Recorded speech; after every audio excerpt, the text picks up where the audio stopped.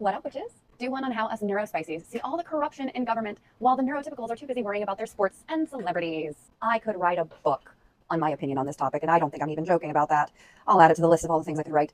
I knew I was different growing up. I always knew I was different. I always knew I saw the world differently because it flabbergasted that people needed to be told that something was wrong because it hurt somebody else. That alone was not reason enough to be bad, and that they had to create whole ass religions telling them what is and is not okay behavior. Adults, mind you, grown adults who just did not get taught emotional regulation as children and now look to Sky Daddy for all that fun stuff. And I found that us neurodivergents, NeuroSpicies, are more likely to deconstruct from religion, deconstruct from all of those cognitive dissonances we carry with us from a young age. As we get older and there are fewer restrictions on us, we are truth seekers. We are knowledge seekers. We are knowledge sharers. That's why we info dump on all the people we love. Because if we didn't love you, we wouldn't care what happened to you. But because we love you, we want to tell you about all of the things that could hurt you, all of the cool things we can do together, all of the really fun intricacies behind how cartoonists and artists do their fine line work, or the difficulties that arise with various talents like voice acting.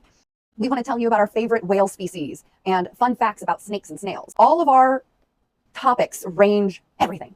What one person finds completely and utterly life-numbingly boring, another neurotypical has turned into their hyperfixation and has become an artisan in the craft of it. How many of us neurodivergents are knitters, crocheters, sewers, macrameers, just in general, crafty people? We all seem to have a type, don't we? Of course, you're gonna do it now.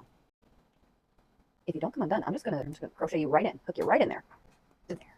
Fucker, I win. So while we are focusing on all of our various crafties and all of our various knowledge skills, neurotypicals seem to be more excited about celebrities, about the ins and outs of celebrity relationships. And I'm not saying we don't either. That can absolutely be a hyperfixation of ours. We will dig deep into Taylor Swift, for example, Michael Jackson. People will definitely hyperfixate on whatever catches their interest. For example, I definitely used to be a bit of a Swiftie. I'm not anymore because my cognitive dissonance did not allow me to remain a fan of a billionaire and both believe that you do not get to be billionaire status without exploiting people. So in my mind, there is no ethical way to be a billionaire, and Taylor Swift is a billionaire means Taylor Swift did unethical things to become a billionaire. I cannot continue to give money to a billionaire. So therefore, I do not consider myself a Swiftie anymore, which hurts because I enjoyed her music, but I can't enjoy it anymore because of that cognitive dissonance. We are uncomfortable with cognitive dissonance. And instead of trying to force ourselves to mask and remain comfortable with cognitive dissonance forever, we will instead deep dive to figure out how we can continue to connect with that or let it go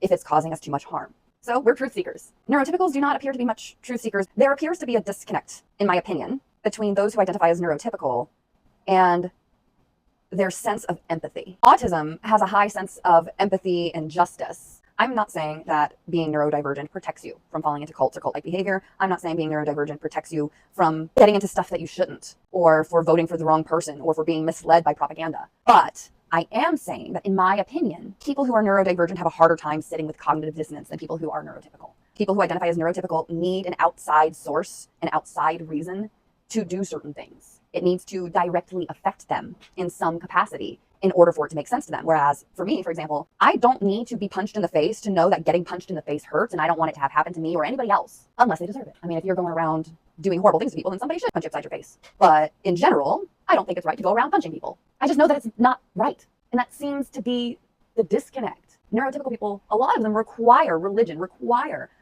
a punishment if they do the wrong thing to know that that thing is wrong. That's my theory on why we are less governable than neurotypicals. We question everything. We don't want to stick to the status quo. And the status quo is what all neurotypical people are about. They want to go to work. They want to come home. They want to have the perfect little family, and they just want to move on with their lives. I can't do that. I know that horrible things are happening in the world. These things bother me. So resist. Be loud. We don't like being told what to do. Brainworm 202-690-7000. You can give him a call and let him know that we don't need any autism databases. Thank you so very much. Continue to do the amazing work you're doing, everybody. We're all in this together.